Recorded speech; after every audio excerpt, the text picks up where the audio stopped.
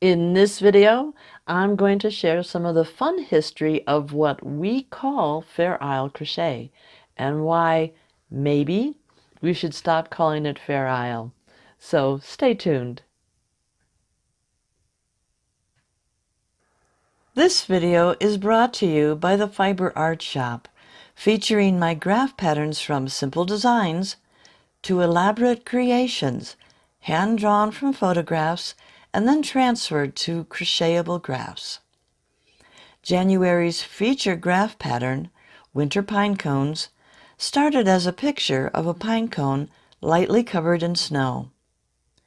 Here you can see my hand-drawn version, and this became the full crochetable graph. Visit the shop today at www.fiberart-shop.com. You'll find this link in the YouTube show notes just below this video. Hi, my name is Sandy Marie, and I'm the owner and artist at Crochet Fiber Art. I love teaching all kinds of colorwork crochet and stretching the techniques into the realms of fiber art. If you're new here, you might want to consider subscribing, and don't forget to click the little bell so YouTube will let you know when I release a new video. So let's get started. What is true Fair Isle colorwork? True Fair Isle colorwork is knitted. It uses a specific wool, Shetland Island wool. Many of the sheep are raised on Fair Isle. The designs are traditionally created in stripes of 2 to 3 colors. Each authentic design must be approved before it can be called official Fair Isle. The technique that's used is called stranded knitting or stranded colorwork. The true Fair Isle technique gained popularity around 1921 when the Prince of Wales, Edward VIII, wore Fair Isle pullovers, sweaters, in public. When you're done watching this video, please take the time to watch another one that I found on YouTube. It's called Scotland Fair Isle Sweaters. I will put the link in the show notes below.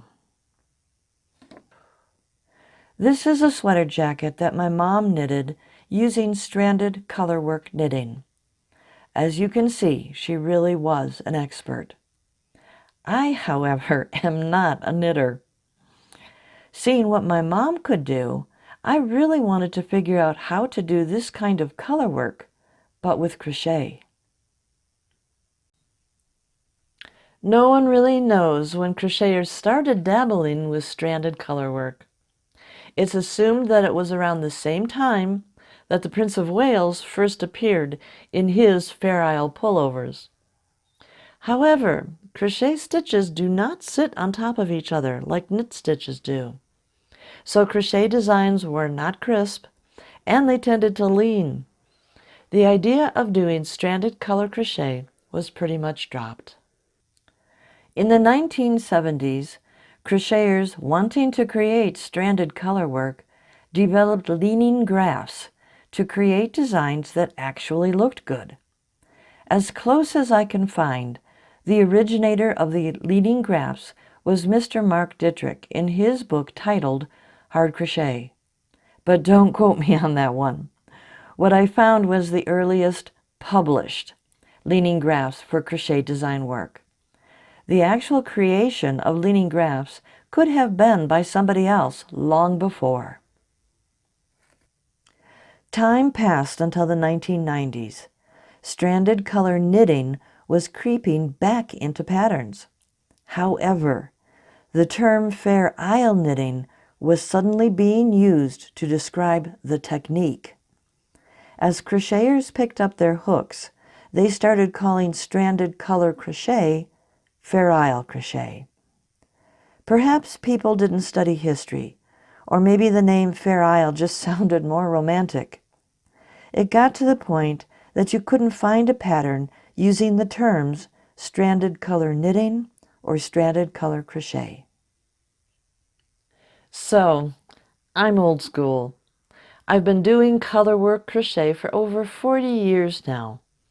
It might just be me, but I prefer to call a technique what it actually is. Yes, because the general public calls stranded color crochet Fair Isle Crochet, I will use both terms in my work. But I have to ask you, isn't it nice to know the real name of this technique? Throughout this year, I'll be sharing videos on specific techniques for doing stranded color crochet.